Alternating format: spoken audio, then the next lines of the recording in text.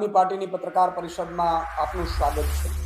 આજે ગુજરાતના ખેડૂતો એટલા દુઃખી છે કે એક તો પાક વીમો યોજના બંધ છે, ખેડૂતોને ભાવ નથી મળતા, ખાતર પૂરતો નથી મળતો, ખાતરના ઊંચા ભાવ છે, ડીઝલ મળતું નથી, ડીઝલમાં હેરાન પરેશાન થાય છે। આટલું ઓછું હોય તેમ રાજ્ય સરકાર પ્રેરિત ખેડૂત ઉપર એક મોટી આફત આવી અને રાજ્ય સરકાર પ્રેરિત એટલા માટે હું કહું છું કે પ્રાઇવેટ કંપનીઓ અને રાજ્ય સરકારે મળીને જે ખેડૂતો પોતાની જમીન ખેડતા હતા એને ખબર નહોતી ને રાતોરાત હાઈ ટેન્શન લાઈનો કચ્છથી લઈને જામનગર સુધી, આ બાજુ ધોળકા સુધી, લગભગ આખા ગુજરાતમાં હાઈ ટેન્શન લાઈનો નાખવાની છે। ત્યારે સવાલ એ થાય છે કે ખેડૂતોને અત્યારે પોતાના ખેતરમાં જવા માટે પોલીસ સાથે ઘર્ષણ થઈ રહ્યું છે। શું કામ થઈ રહ્યું છે? તો વળતર પૂરતું મળતું નથી, વળતર કોઈક ત્રીજો નક્કી કરે છે।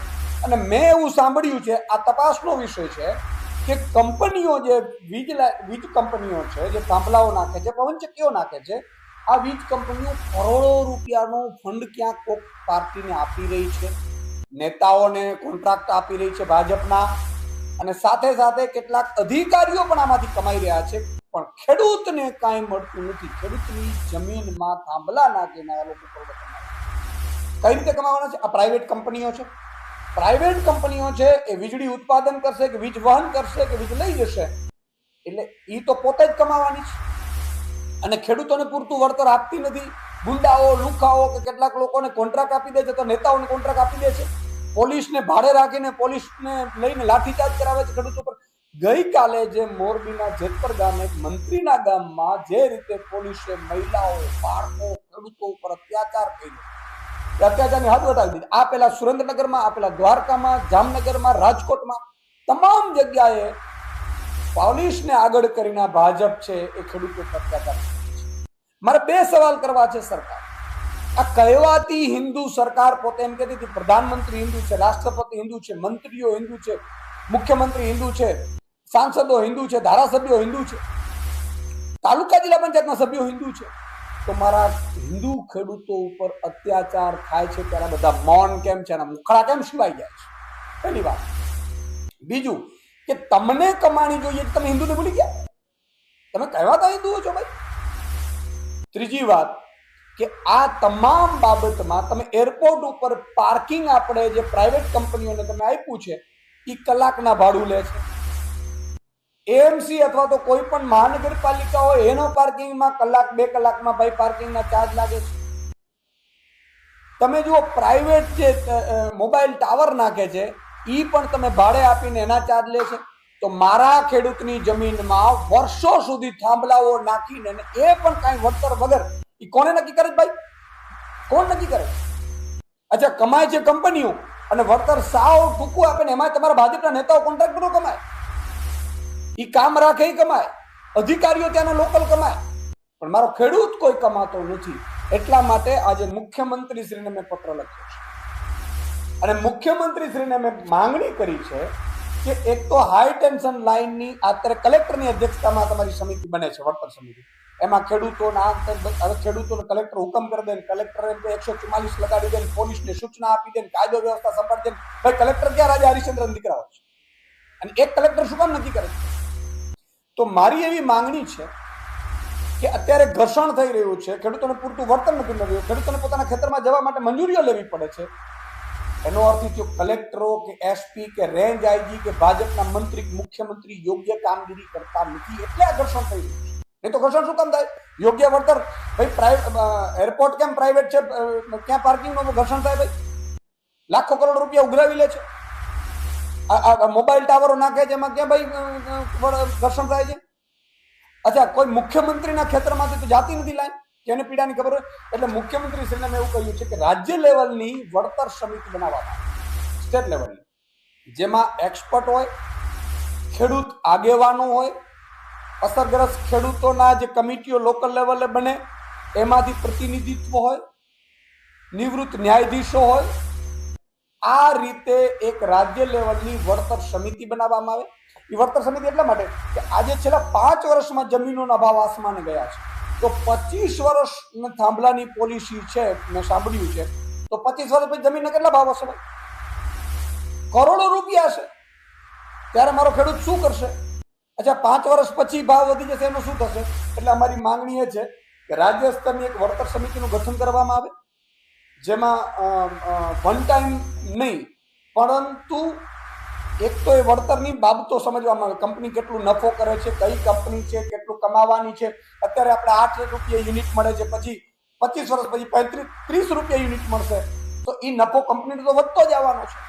તો કંપની નફો કરવાની છે, અહીંયા સેવા કરવા તો આવતી નથી, મફતમાં વીજળી તો આપવા આવતી નથી. બીજું કે આ વળતર કમિટી છે, વળતર સમિતિ પોતે નક્કી કરે વળતરની પદ્ધતિ. તો વળતરની પદ્ધતિ કઈ રીતે ભાઈ? ખેડૂતોએ વન ટાઈમ તમે વળતરની, ખેડૂતોને જે કંપની જેટલો નફો કરે એમાંથી ખેડૂતોને કેટલા ટકાવારી, 8 કે 10%, જે ખેડૂતોનો જેટલો ખેતરનો ભાગ આવતો હોય એ પ્રમાણે એનો નફો ચૂકવવામાં આવે, એવી અમારી માંગ છે મુખ્યમંત્રી શ્રી. અને તો ઈશુદાન ગઢવી ગેરંટી આપે છે કે એક પણ ગુજરાતનો ખેડૂત વિરોધ નહીં કરે. એને મનાવવાની, એને સમજાવવાની અને એને વળતર સુધીની તમે ખાતરી આપો તો એમાં સમજાવવાની જવાબદારી ઈશુદાન ગઢવીની છે. હું જવાબદારી લઈશ મારા ખેડૂતો વતી, પણ ખેડૂતોને કશું આપવું નથી. પોલીસના દંડાઓથી જો અત્યાચાર કરવામાં આવશે, તમને તાલુકા, જિલ્લા, નગરપાલિકા, મહાનગરપાલિકા, ધારાસભ્ય, સાંસદોમાં ભરપૂર ખેડૂતોએ મત આપ્યા છે, એનો જો તમે બદલો લેવામાં આવશે તો આમ આદમી પાર્ટી ક્યારેક ચલાવી નહીં લે. આમ આદમી પાર્ટી જો આ જ રીતે સિસ્ટમ ચાલી તો આગામી સમયમાં જેમ હળદર કાંડ થયા પછી મેં કિસાન મહાપંચાયતો કરી હતી, એવી જ રીતે કિસાન મહાપંચાયત આમ આદમી પાર્ટી ખેડૂતો માટે કરશે, ગ્રાઉન્ડ ઉપર ઉતરશે અને જરૂર પડે જેલ ભરો આંદોલન પણ અમે કરીશું. ત્રીજું અમારી માંગણી છે બાગાયતો પાકોને થતા નુકસાન અંગે પણ તમે એક નક્કી કરો. ચોથી વસ્તુ એ છે કે 25 વર્ષ પછીની નીતિ અંગે સ્પષ્ટતા. મારો કે 25 વર્ષ સુધીની મેં વાત સાંભળ્યું છે, 25 વર્ષ સુધીના થાંભલાઓ છે, પછીનો શું? તો બજાર કિંમત 25 વર્ષ પછી જમીનની શું હશે, કઈ રીતે, એની એક પેલું. પછી પોલની ડિઝાઇન અને સુરક્ષા. પોલની ડિઝાઇનમાં ભાઈ પોલની ઊંચાઈ, એની ગોઠવણી વૈજ્ઞાનિક ધોરણે છે કે નહીં, ખેડૂતોને ઓછું નુકસાન થાય. મેં સાંભળ્યું છે કે એ નુકસાન પણ ખૂબ કરે છે, અથવા તો પાંખિયા તૂટી જાય, ખેડૂતનો પરિવાર બીમાર પડે, અથવા તો એના ઉપર ઘાયલ થાય.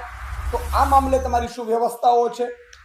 પ્રોજેક્ટ અંગે સંપૂર્ણ માહિતી જાહેર કરવી. અત્યારે સરકાર છુપાવે છે, અથવા તો કંઈ નાનકડા પેપરમાં એડ આપી દે. ભાઈ એડ પેપરમાં આવવાથી ખેડૂતો જો વાંચતા હોય ને એડ વાંચવા બેઠા હોય તો તમારે ખેતી ક્યારે કરવી? આ કામ સરકારનું છે.